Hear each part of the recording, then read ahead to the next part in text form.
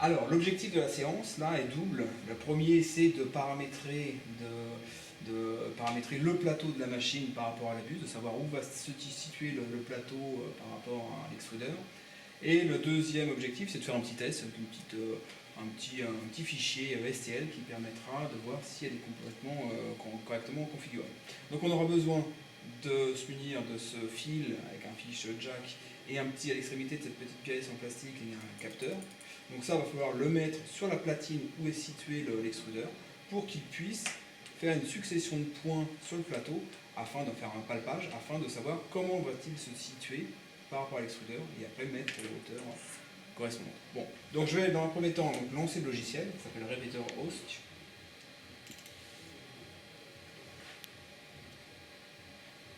On va connecter la machine, donc connect, petit plug, petite prise qui est ici. Là. Mais pour l'instant elle est rouge, quand je vais cliquer dessus elle va devenir verte. On va vérifier si elle est bien connectée en se mettant sur le contrôle manuel au niveau de cet onglet-là. Et retourner à la maison, retourner à l'origine. Et s'il y a un mouvement, ça veut dire qu'elle est connectée, elle est reconnue. Bon, pas de problème.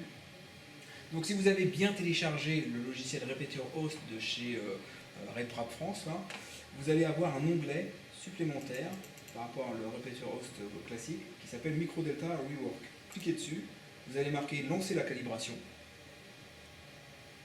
Et après, il faut suivre la procédure. Donc lancer la calibration. On va brancher le capteur. Donc, fichier jack. On va faire le tour.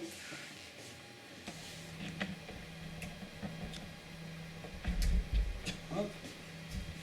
On défait les petits écrous molletés. On place le capteur délicatement sur la platine.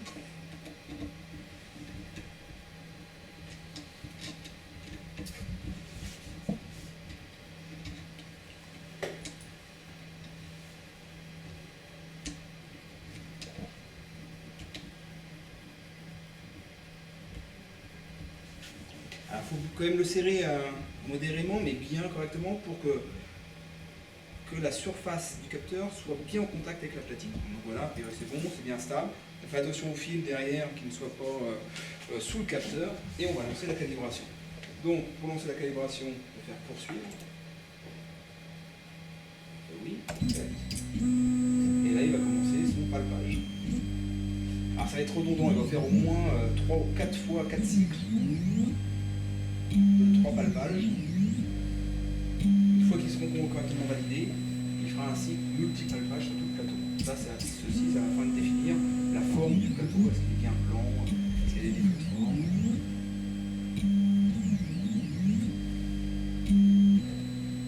Je vais le laisser travailler.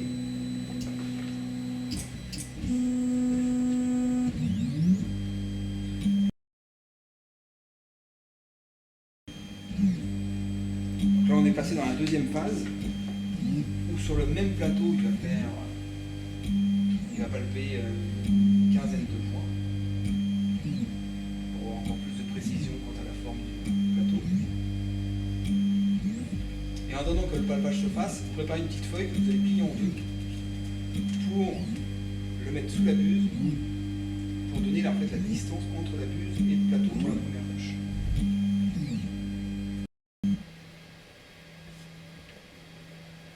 Voilà, la calibration du lit est donc terminée et on va passer donc à la deuxième phase.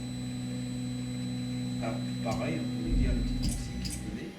Il faut absolument retirer le capteur. Retirer le capteur, délicatement. Pour ne pas perdre l'habitude, la remettez directement en place. Pas de souci. On le débranche, le capteur. On le garde pour la prochaine fois.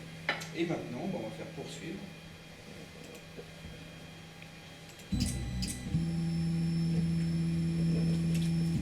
On va placer la feuille sous l'extrudeur et quand je vais descendre l'extrudeur, je vérifierai à chaque fois qu'il n'y ait pas de retenue trop importante au niveau de la tête. Je vais mettre -1, je vais commencer par du millimètre. Je vais descendre 1 mm par 1 mm.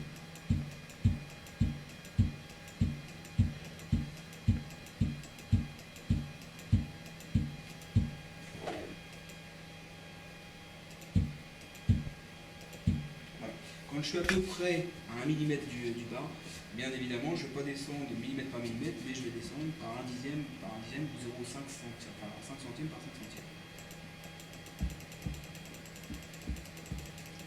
Descendez, au fur et à mesure que vous descendez, vous bougez votre feuille. Ah, vous voyez là, ça se retient un petit peu, ça se retient, donc je vais remonter un tout petit peu.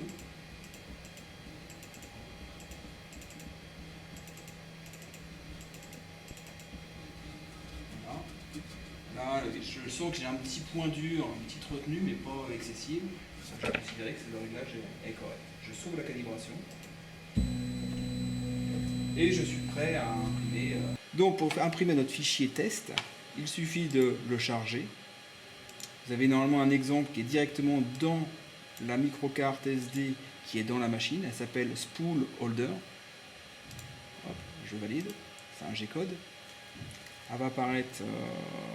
voilà, placement d'objet. C'est long à charger, hein, on va attendre un petit peu.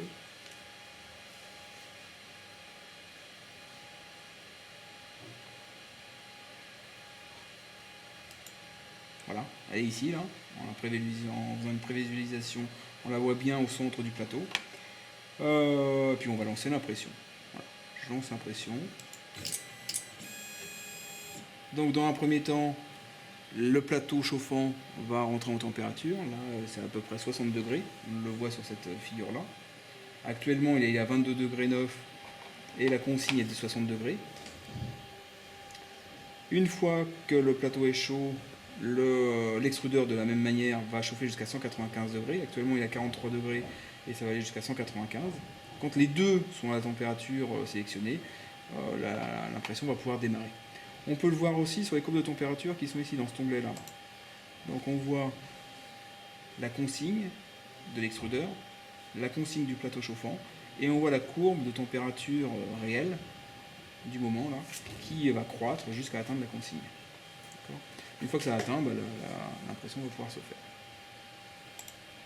Bon, au passage, en attendant, ici on peut remarquer, c'est un petit ventilateur. C'est pendant l'impression, on a besoin de refroidir couche par couche pour éviter d'avoir des défauts de formation. Donc on peut l'activer, on peut réduire sa vitesse.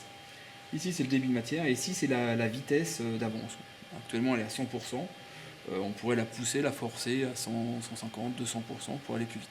Mais plus on va croître au niveau de la vitesse, plus la pièce va avoir un état de surface inférieur. Quand vous n'êtes pas en impression, ça c'est un panneau de commande qui va permettre d'aller à gauche, à droite, de monter, de descendre la pièce, d'extruder ou de rentrer la matière.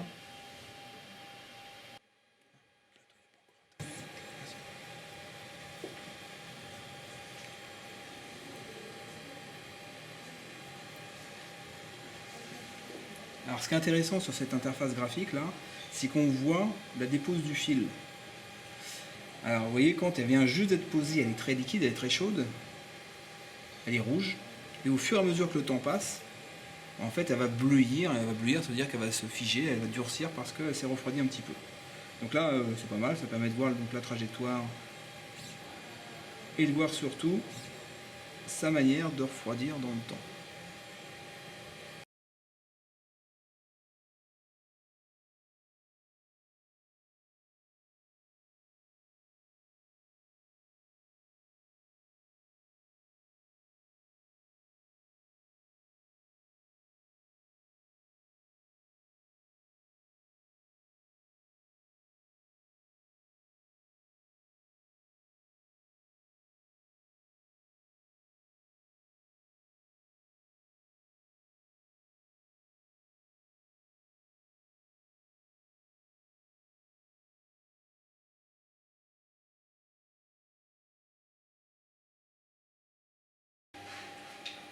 Donc voilà, la pièce est finie. On va la récupérer et on va essayer de voir un petit peu si elle est correcte.